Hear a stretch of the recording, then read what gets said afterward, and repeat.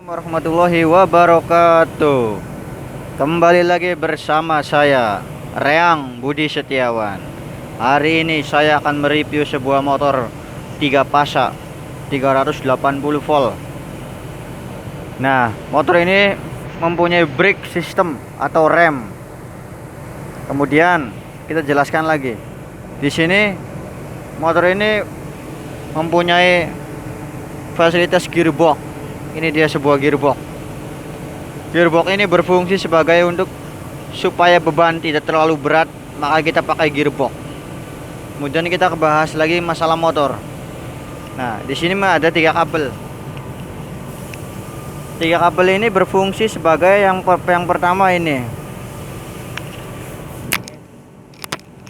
Yang pertama ini.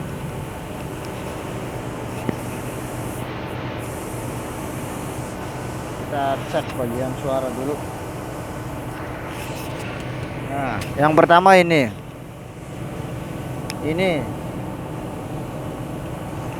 kabel ini adalah untuk brake tegangan. Kemudian yang kedua ini kabel untuk termistor, dan yang ketiga ini adalah untuk tegangan 380 RST. Nah, ini untuk manual brake. Kalau kita mungkin macet, kita bisa manual dari sini dengan cara ini ditekan ke sini. Tuh. Maka ini motor bisa didorong. Brake sistem rem kebuka.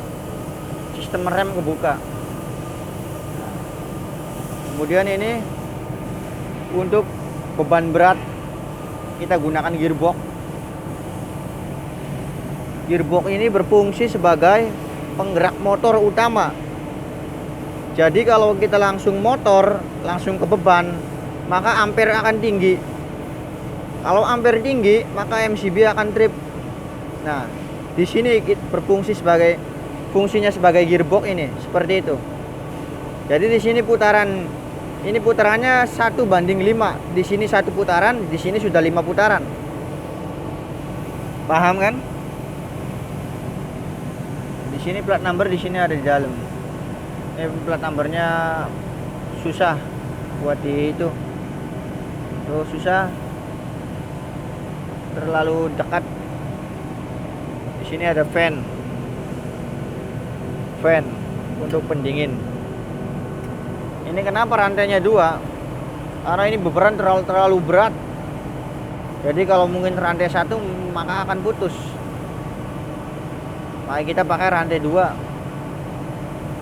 Nah, di sini guna motor ini adalah untuk menjalankan suatu beban berat. Ini fungsi pertama dari termistor adalah ketika motor panas maka akan menginformasikan ke breaker untuk trip. Dan yang kedua, tegangan brake. Ini untuk jalan on off-nya tegangan brake. Sistem rem. Jadi ketika ini mau jalan, maka brake harus posisi NO, normally open, harus ada tegangan.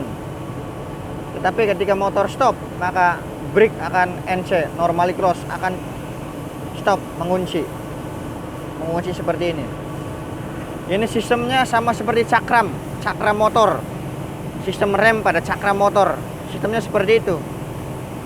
Bedanya cakram motor itu menggunakan hidrolik atau oli, tetapi ini kita menggunakan tegangan coil.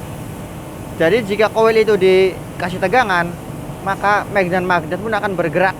Ini seperti contoh medan magnet pun akan bergerak seperti ini, mengunci kalau ada tegangan. Tapi kalau tidak ada tegangan, maka medan magnet pun akan lepas. Begitu. Oke, bila ada yang kurang jelas silakan tanyakan di komentar tentang motor 380. Assalamualaikum warahmatullahi wabarakatuh.